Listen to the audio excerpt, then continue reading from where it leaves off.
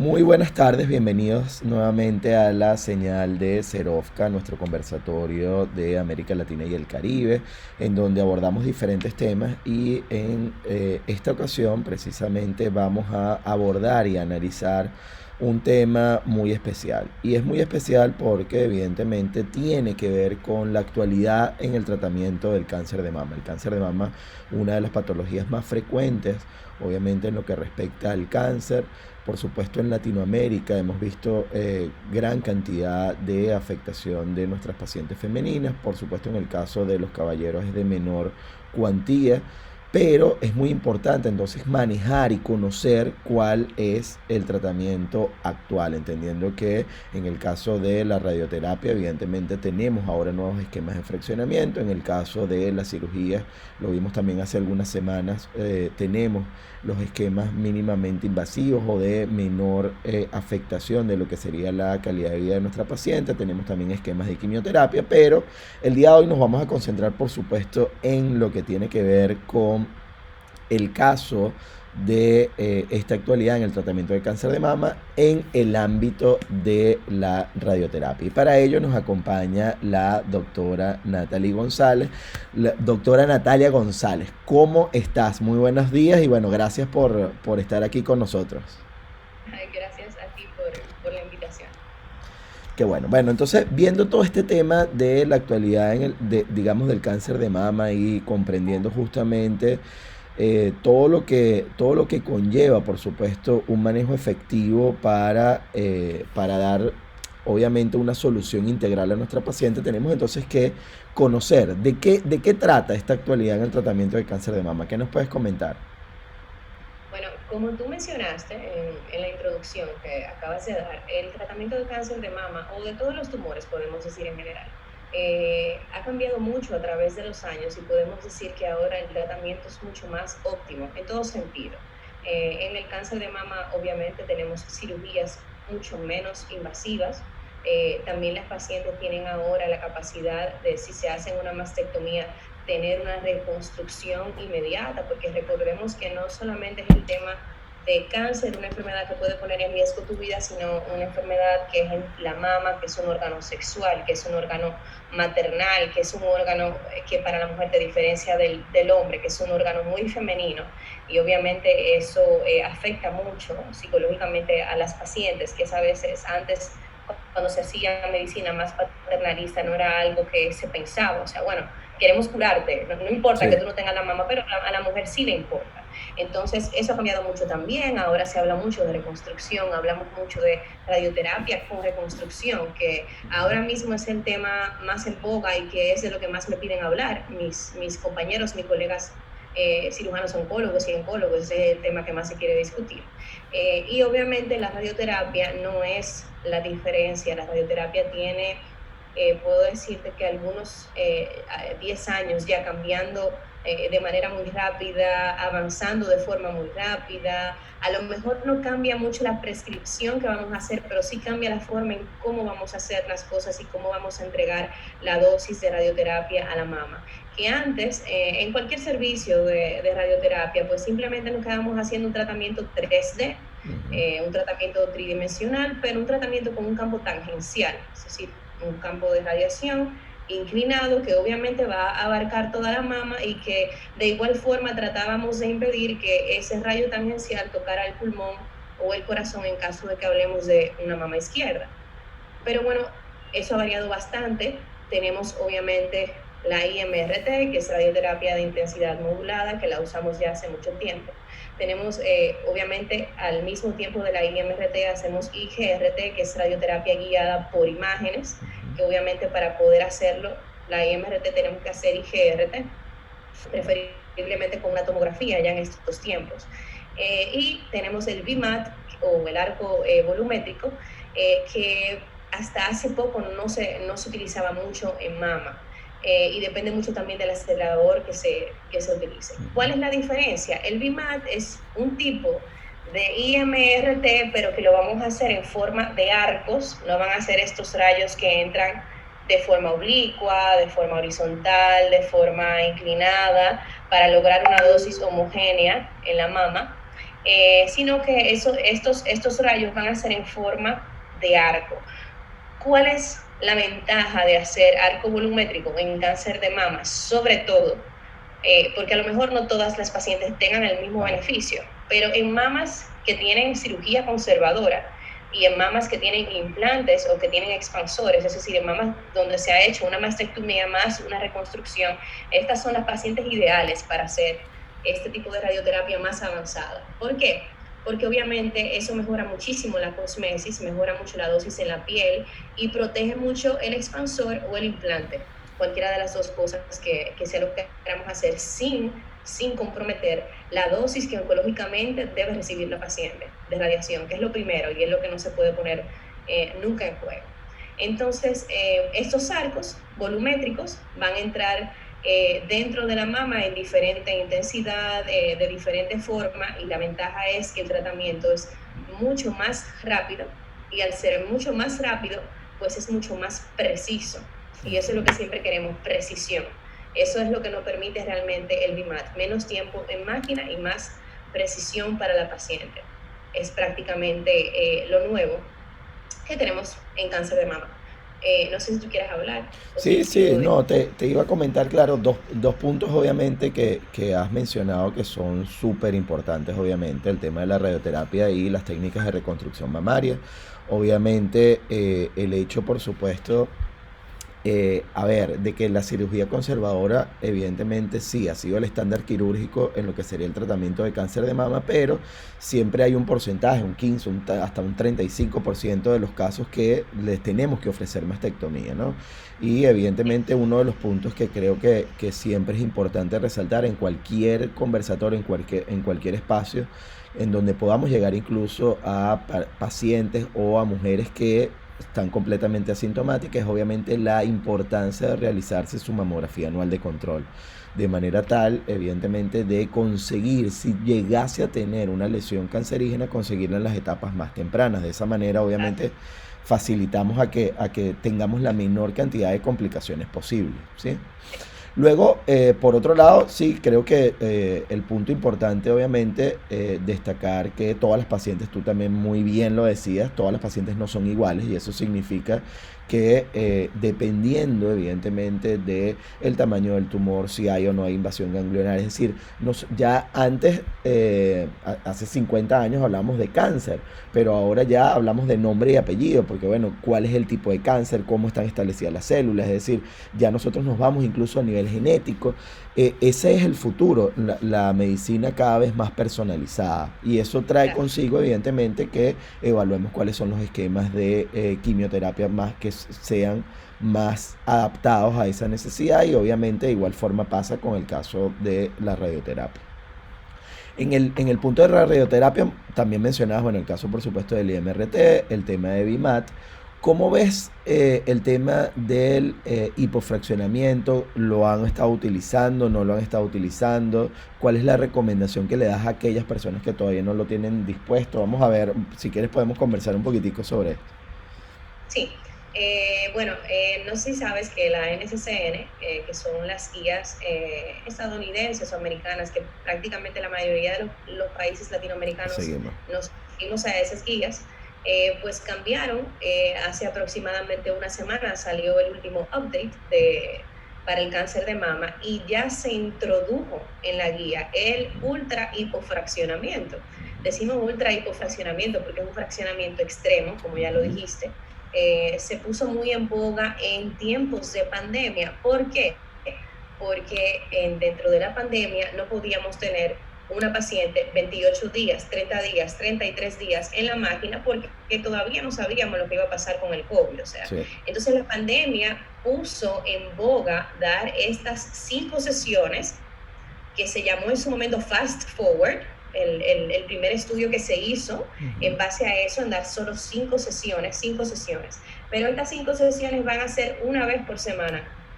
O sea que la paciente va a ir al tratamiento una vez por semana a la máquina y el resultado ha sido que ha sido muy bueno en términos de cosmesis y en términos de control local, que es lo más importante. Entonces así, por la pandemia nos dimos cuenta que funciona realmente hacer 5 sesiones en la mama. Yo creo que el hipofraccionamiento, ultra hipofraccionamiento, SBRT es el futuro de la radioterapia. Y no es un futuro lejano, es un futuro que prácticamente ya se está volviendo presente.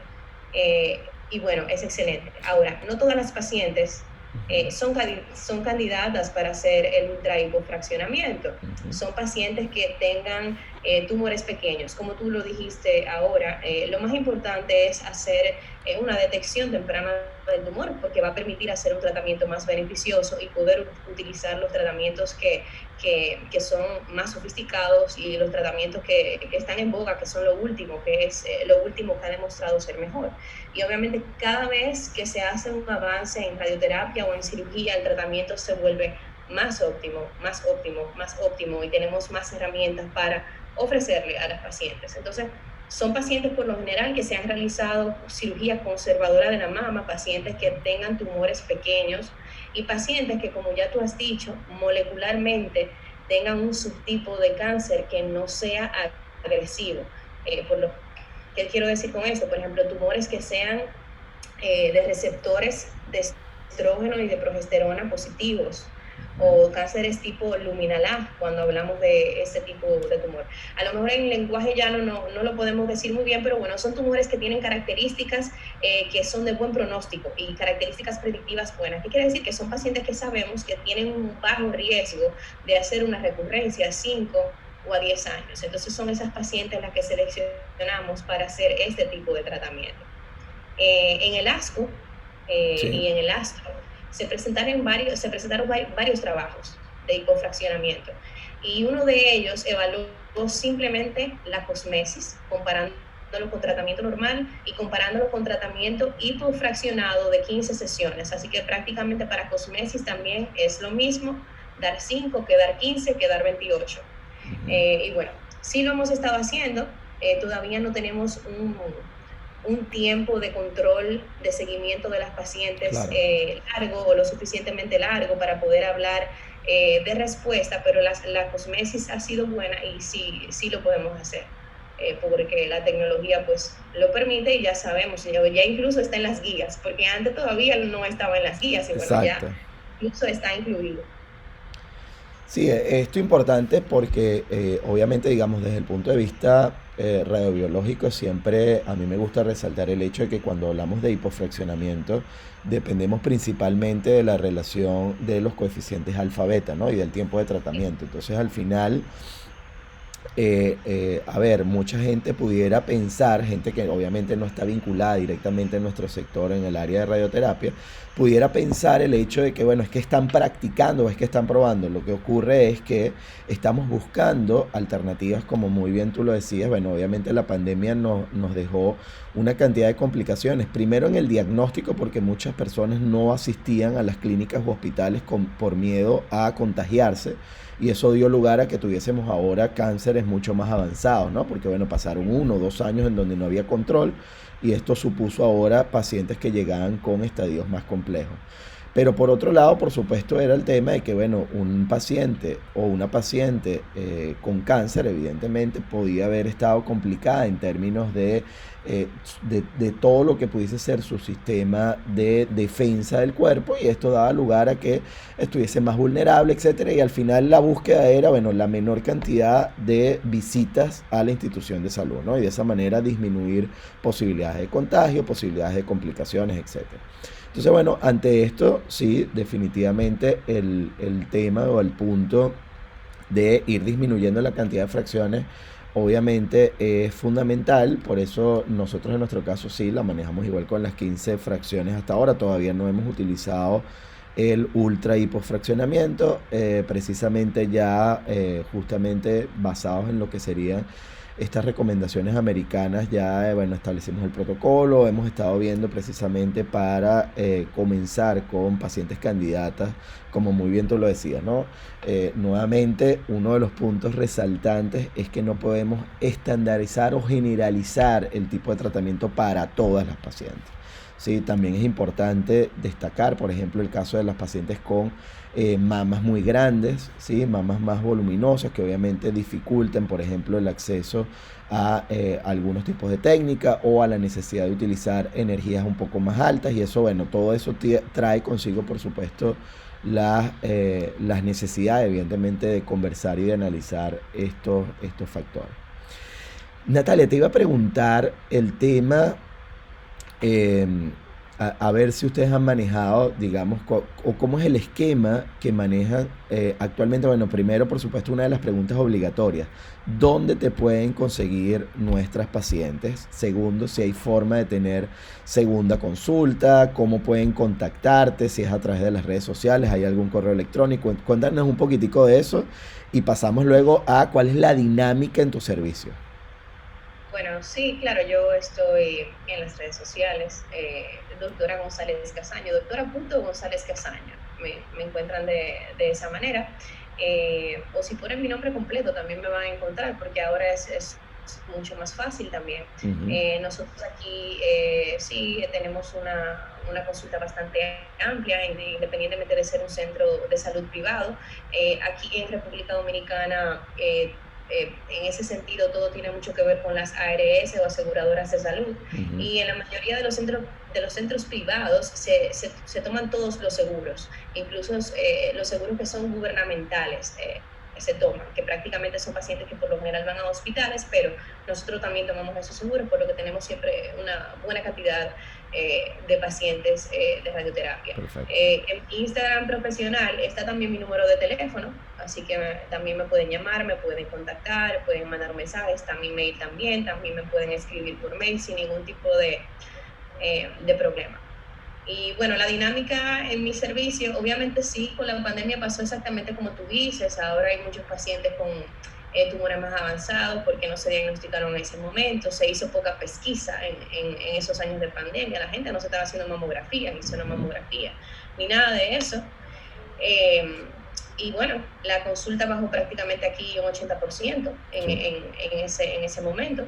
Así que sí, nos vimos bastante afectados y bueno, ahora uno ve todas esas pacientes que vienen con estadios avanzados, con tumores grandes, que no es lo que quisiéramos, pero es lo que la circunstancia pues arrojó. Nosotros Ajá, y entonces, ¿cómo es la dinámica en tu servicio? Entendiendo, muchas veces nos llegan pacientes de diferentes países y señalan o indican el hecho de que, bueno, mira, me diagnosticaron cáncer de mama, fui a realizarme la mamografía, se vio una lesión sospechosa, ahora no sé dónde acudir. Es decir, en algunos casos lo hemos visto, por ejemplo, en amigos de Colombia, Venezuela, incluso Argentina, nos comentan el hecho de que bueno, a veces sí voy al cirujano mastólogo o sí me voy al radioterapeuta o si me voy al oncólogo. ¿Cómo lo manejan? ¿Cómo ves tú el futuro, el presente y además el futuro de este abordaje, ¿no? Del abordaje del cáncer de mama. Mira, por lo general el oncólogo radioterapeuta es el último que ve la paciente. Ujú. Para uno ver un paciente de primero tiene que ser que sea un tumor inoperable, que lo hayan visto ya otros médicos o que la paciente por alguna razón no se pueda operar, contraindicaciones de cirugía, cosas así. Pero por lo general aquí las pacientes dominicanas, quienes primero chequean la mama son los ginecólogos Ok. y son los que mandan a hacer la sonografía y la sonomamografía. Pero aquí, a diferencia de muchos países donde se hace realmente una salud primaria primero, o sea, Ujú. valga la redundancia de decirlo, aquí tú tienes mucho acceso de ir al especialista inmediatamente. Ok. Entonces muchas mujeres van de una vez a donde un cirujano, o donde un cirujano mastólogo, o donde un cirujano oncólogo, y por lo general son los primeros que ven al paciente. Entonces, de eso que tú dices es muy importante porque el primero que ve al paciente, el primer médico que ve al paciente dentro de todo el equipo, porque sabemos que el cáncer de mama es de manejo multidisciplinario, Ujú.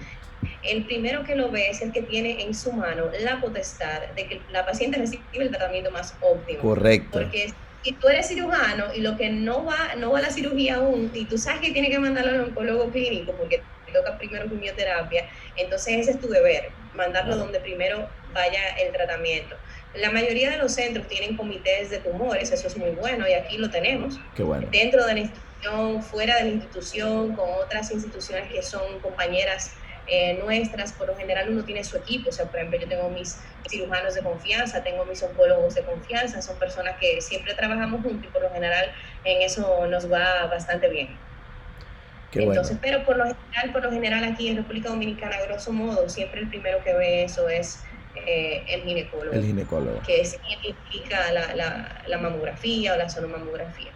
Ahora, y fíjate que entonces rescato de ti el punto de el abordaje multidisciplinario, ¿no? Porque creo que es uno de los puntos más importantes que nos enseña, digamos, que hemos conocido, que ya lo sabemos evidentemente, y sobre todo nosotros quienes hemos trabajado con pacientes con cáncer, evidentemente sabemos la necesidad de tener una visión integral de nuestra paciente.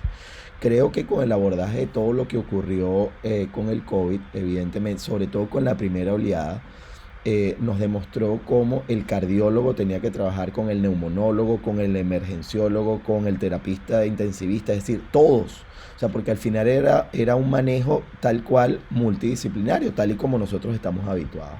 Obviamente, creo que uno de los puntos importantes a resaltar para toda América Latina es la necesidad de eso, de trabajar en conjunto y como muy bien tú lo decías, la enorme responsabilidad que recae sobre cada uno de los profesionales médicos, porque si llega un cirujano y lo que le gusta es agarrar y echar cuchillo, entonces dirá, bueno, no, listo, yo todas mis pacientes pasan por aquí, después veremos qué hacemos, ¿no?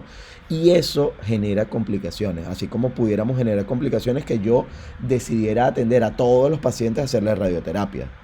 Claro. Sí, es decir, aquí uno de los puntos claves es justamente ese manejo o ese abordaje multidisciplinario.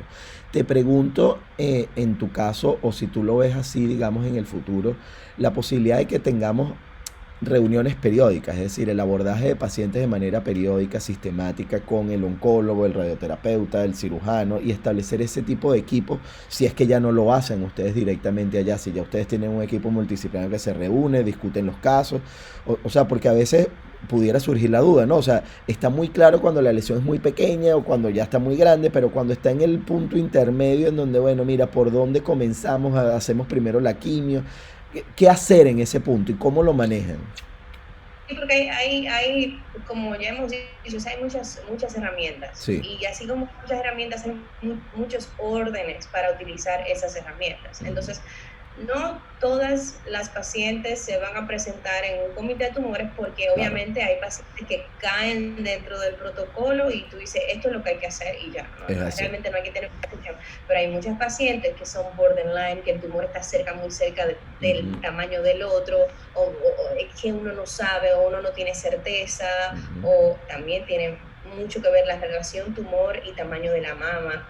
Las ujú. mujeres latinoamericanas por lo general tienen mamas bastante grandes, entonces todo eso influye y cuando no sabemos cuál es el orden que debe de llevar la paciente, obviamente se lleva a un comité donde hay un cirujano oncólogo, un mastólogo, un oncólogo médico, un oncólogo radioterapeuta, un psicólogo, un radiólogo, un cardiólogo oncólogo, que todo eso existe ya, Sí, eso sí. hay que verlo porque también, o sea, tenemos que tomar en cuenta la edad de la paciente, cardiológicamente cómo está la paciente, ya si se trata de una mama izquierda, qué tipo de quimioterapia se le va a dar precisamente para que no presente ese tipo de toxicidades, o sea que sí, ya obviamente todos jugamos un papel dentro del cáncer de mama, que el cáncer de mama, así como es de heterogéneo, porque aparte de que hay muchos tipos de cáncer de mama, mucho tamaño de cáncer de mama, muchos subtipos moleculares de cáncer de mama, o sea, es toda una gama de cosas que hay que estudiar primero antes de hacer una decisión terapéutica y dos pacientes sentadas enfrente tuyo con la misma edad y probablemente con el mismo tumor, tú creerías que van a recibir el mismo tratamiento y bien reciben un tratamiento totalmente diferente cada una. Así que personalizarlo es lo mejor y discutirlo obviamente en un comité multidisciplinario es lo que hay que hacer ahora. O sea, ya eso ni siquiera es una opción. Es así. Eso tiene que ser así, Qué, definitivamente. qué bueno que lo dices porque evidentemente es eso, ¿no? A veces las pacientes están en la sala de espera y bueno, ¿y por qué? ¿Por qué a ella sí y a mí no? ¿Por qué? ¿Sabes? Y no, y justamente se trata de eso, se trata de la personalización de los tratamientos. exacto. Natalia, para cerrar, dos detalles importantes, digamos, que no hemos abordado. El tema de las pacientes en posición de decúbito prono. ¿Ustedes lo han utilizado? ¿Lo utilizan con alguna frecuencia? ¿No? ¿En qué casos lo usan? Sí, Mira, sí. realmente no. Nosotros no utilizamos la posición prona. Eh, yo que soy mastóloga dentro de la radioterapia oncológica, te puedo decir que, bueno, puede ser que sí, que haya un beneficio, Ujú, sobre todo en pacientes que tengan una mama muy grande, ujú, ponerlo en posición prona pues, te puede alejar la dosis del pulmón y del corazón, sobre todo si es una mama izquierda. Pero como ya tenemos radioterapia tan avanzada claro. y utilizamos tanto arco volumétrico, realmente no creo que ya sea algo tan imperativo. Y obviamente esto para los centros de radioterapia implica un costo porque tú tienes que comprar otro Claro. inmovilizador, hacer la tomografía de una forma diferente y que también cuando tú vayas a hacer la tomografía dentro del tratamiento para la verificación, pues también es otra cosa. Entonces yo realmente pienso dependiendo obviamente del acelerador que tenga cada centro de radioterapia, que sea o no sea necesario. Eso tuvo mucho tiempo también en boga, pero realmente yo entiendo que con las herramientas que tenemos ahora mismo no es Es que fue una... como un pico, ¿no? O sea, realmente fue como un pico en donde, ok, la gente llegó, era la moda de comprar, de tener el dispositivo, pero después al final te das cuenta tal cual de que si nos inclinamos más por IMRT, por BIMAT, evidentemente tenías mejores resultados, no tenías que poner a la paciente también en decúbito prono que pudiera ser más incómodo, porque normalmente es eso, la paciente que pudiera tener las mamas más grandes también puede ser un poco mayor de peso y entonces tenerla en prono también le falta la respiración. O sea, hay una cantidad de complicaciones que definitivamente son innecesarias. Por otro lado, en España tienen el tema de la protonterapia como técnica, digamos, de avanzada. Nosotros en América Latina no lo tenemos, digamos, en desarrollo hasta ahora. Hasta ahora no está instalado ningún equipo de protonterapia que sea activo y que esté disponible para nuestros pacientes en la región. Sin embargo, bueno, parte del desarrollo que ha hecho la Sociedad Española, tanto de Física Médica como la oncológica, hemos visto, ¿no? O sea, el proyecto es tener o disponer de 16 equipos de protonterapia en España, que es bastante, ¿no? En términos de cuantía versus lo que pudiese ser las nuevas tecnologías. Así que bueno, por allí sabemos que hay un punto que viene en camino, ¿no? Lo último y con lo que quería cerrar era el tema de la radioterapia intraoperatoria, no lo hemos abordado. No sé si ustedes también lo han tenido, no lo han tenido, un poco, ¿qué podemos hablar sobre radioterapia intraoperatoria para el cáncer de mama? Aquí en República Dominicana no lo hemos hecho aún, pero como tú sabrás, y que eres venezolano, y yo que vengo de una escuela de radioterapia venezolana también, Ujú. Venezuela tiene a lo mejor los mejores números de radioterapia Intraoperatoria. intraoperatoria que se hayan hecho. Y obviamente conozco al doctor Ricardo Paredes, que Paredes. sabe mucho de eso y hablamos mucho de eso. Obviamente la radioterapia intraoperatoria, vamos a decir, que utilizaremos los mismos criterios que para la radioterapia ultra hipofraccionada. Es lo Ujú, mismo. ujú. Es operar a la paciente, sacar el tumor y con un acelerador chiquito, vamos a decir, que se entra En el dentro quirófano. del quirófano, un quirófano apropiado, obviamente, para poder dar la radiación. Tiene un cilindro de aproximadamente 4 centímetros y en el mismo sitio donde estaba el tumor, con un poquito de margen, se da la radioterapia ahí mismo, es decir, la paciente está operada, irradiada y se va para su casa. Es Se así. hizo todo en un solo día. Obviamente, eso es en tumores pequeños, en pacientes que por lo general son ya posmenopáusicas y en pacientes que tienen pronósticos positivos, o sea, pacientes que son receptores estrogénicos positivos, de progesterona positivo, que tienen el HER2 negativo, pacientes que tengan un buen pronóstico, pacientes que sean de bajo riesgo, que es un grupo que ya también está específicamente catalogado por la NCSN y que por guía, ese es el grupo de pacientes donde podemos hacer la intraoperatoria. Yo estoy loca porque hagamos intraoperatoria aquí. Claro, claro, es que claro que hay que hacer. Para mí eso es fundamental. En cualquier parte del mundo definitivamente es fundamental tenerlo Sí, como una de las herramientas, ¿no? Como una de las herramientas adicionales. Muy así bien, bueno, es. tenemos que poner a Ricardo que vaya de los visitas y se quede allá un rato y listo, Ay, listo. claro, claro, claro. Natalia, Él para... sabe que Ah, aquí es bien recibido. claro, muy bien, muy Él bien. sabe que aquí es bien recibido. Muy bien, muy bien. Ya nosotros con él tuvimos un conversatorio justamente sobre radioterapia intraoperatoria. Evidentemente vimos parte de las imágenes, hicimos un poco, también mostramos un poco el tema de cuál era la planificación. Así que sí, definitivamente es un tema que es bien apasionante y que además es muy necesario, ¿no? En términos de herramientas. Natalia, Sí. ya para cerrar, dos mensajes. Un mensaje primero a nuestras pacientes y luego a los profesionales de la salud que están en formación.